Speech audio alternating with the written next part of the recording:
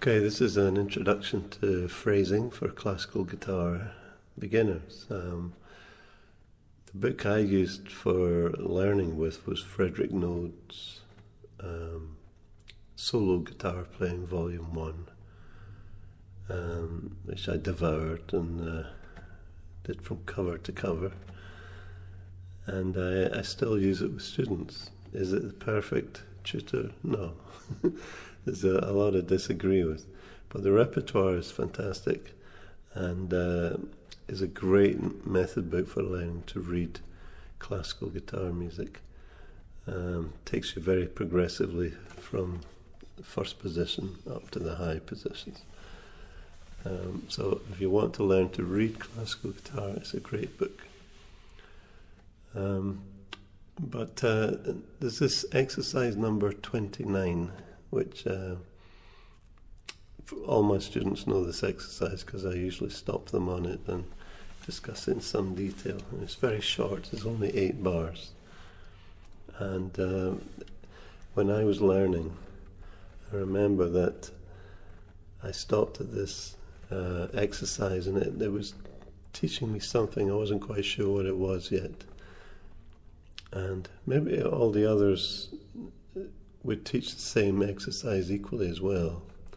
It's just exercise 29 is where part of my brain just, the light went on and I started discovering things about phrasing and structure, whereas I'd just been concentrating on trying to play the right notes in the right order, in the right time.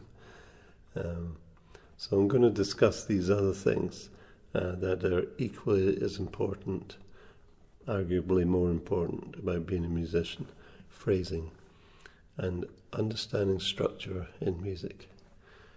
Okay, now I'm going to try and imitate what I was like when I was learning this, but also imitate my students today.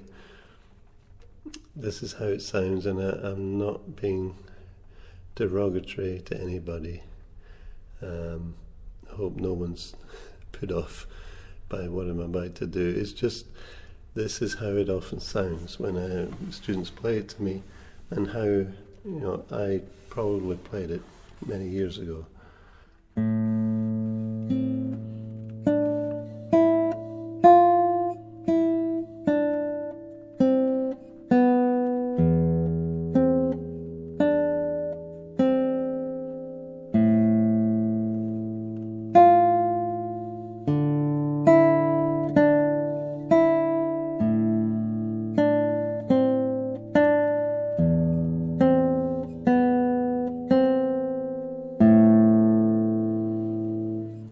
Now, what's wrong with that? Well, there was all the right notes in the right order and in the right time.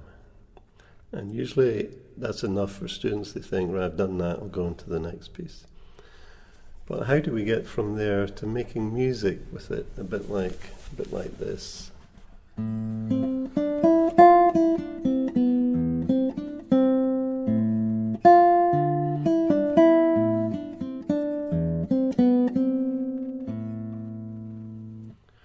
What's the difference? Well, I'm pushing and pulling the music a little bit, and well, I'll go into it in some detail. First of all, we're going to start with the bass notes. I stop them. Now, instead of letting all the basses ring on, and in common with a lot of student repertoire, the basses are open strings, and you have that sound of all those notes ringing on permeates a lot of student repertoire. So we have to control the basses. So in bar 1, I play the note and I stop it before moving on. Same in bar 2, it's a low E on the second beat. And in bar 3. In bar 4, it's an A for 2 beats. Stop that, then I stop the D and the A and the E. Sometimes I do rest strokes, sometimes free strokes, so it depends on the musical context. So tidying up your bass is a very good thing to do.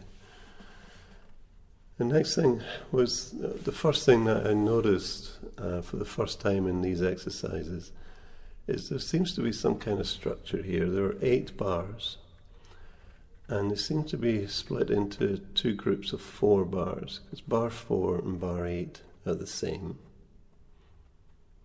You can see that. They're both made up of half notes, minims. And this is fundamental to a lot of classical era music. We have 8 bar structures split into 2 groups of 4 bars, sometimes split again into 2 bars.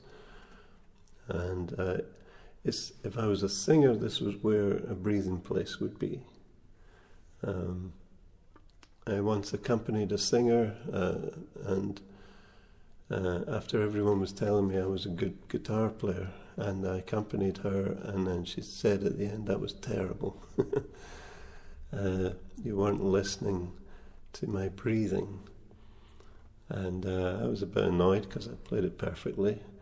I wasn't quite sure what she meant, so she said, just listen to me breathing. And she sang it, and I said, okay. And then I followed her breathing, and it sounded much better.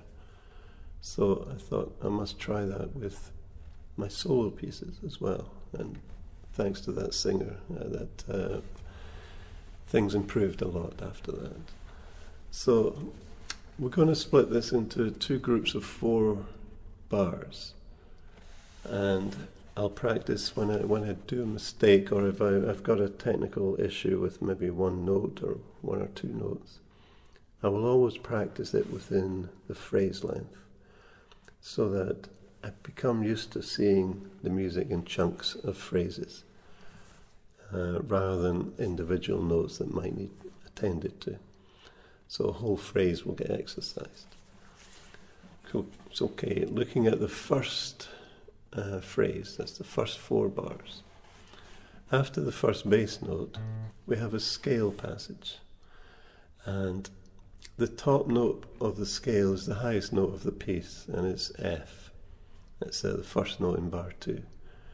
Now I'm going to aim for that F, so I'm going to accelerate a little bit into it, and then I'm going to slow down a little bit after it, and this will sound like.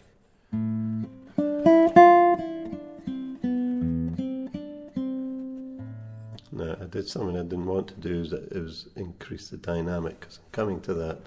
I also want to increase the dynamic of the F, so the F is the loudest, so I'm going to crescendo into it and decrescendo, get louder going in and quieter coming away from it.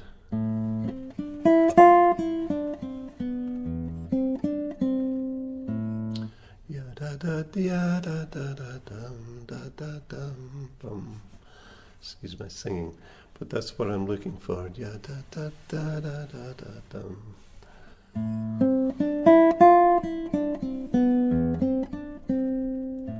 Now, if you measured that on a transcription machine, you would see that I was holding the F just a little bit longer than the other notes. You hear that?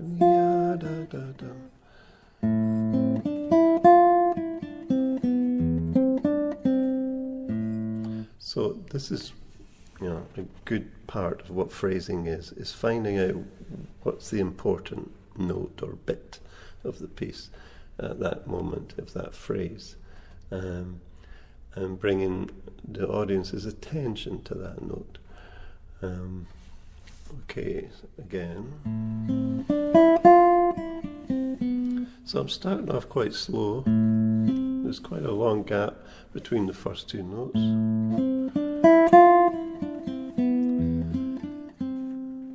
And then I fade away at the end. And this bit is also important, the end of the phrase.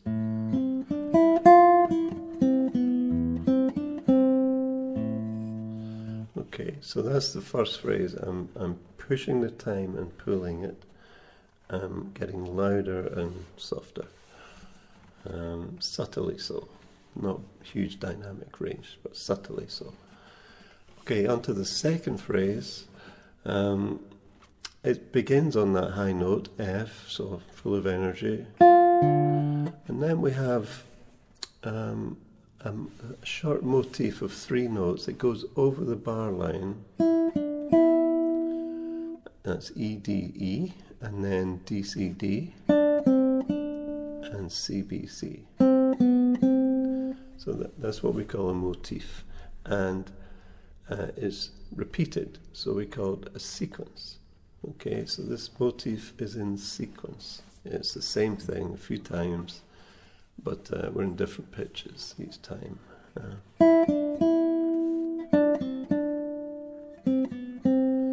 And the interesting thing is it pushes the phrase across the bar line.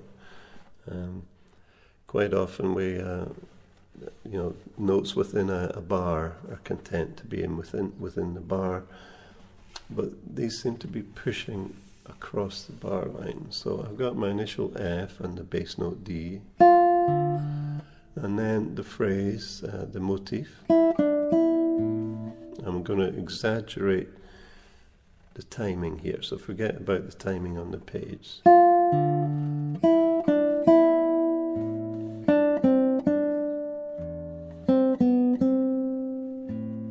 Okay, please note I'm also playing the bass notes quite quiet. Now, let's make that in time.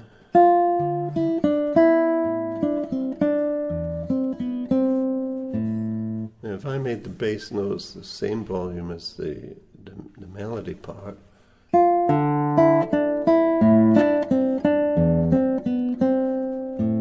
it's just too much information getting assaulted on your ears. So let's just say the melody is the most important thing, the bass note secondary.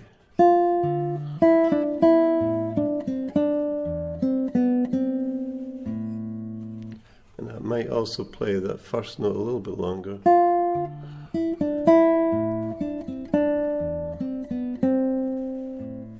So you hear me shaping that phrase as opposed to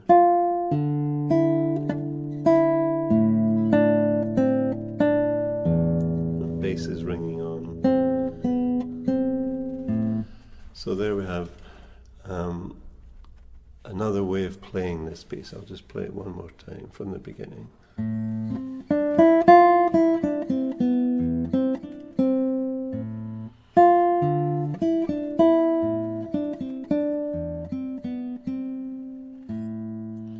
Fading away at the end. It's nice to let people know when the end is coming. Fade away just slightly. I'm also using some body movement. I just realized that and it's a good thing to practice sometimes. When I'm going for that F in bar 2, I'm leaning forward. And I start the second phrase, I'm leaning forward. I'll just watch my movements there.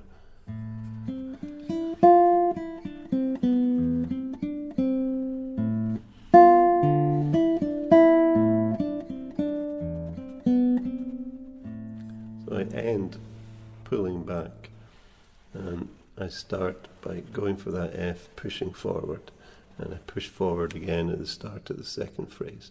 Now you can deliberately overdo this for a while just to get a sense of the movement of the music. So I start back, so I'm right up, relax, back again, forward again. I start slowly going back into myself. So let's push and pull, the ebb and flow of the music. So no more where everything's the same volume or bass is ringing on.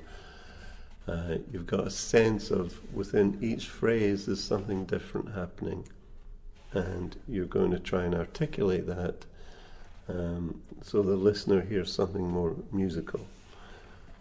Last time.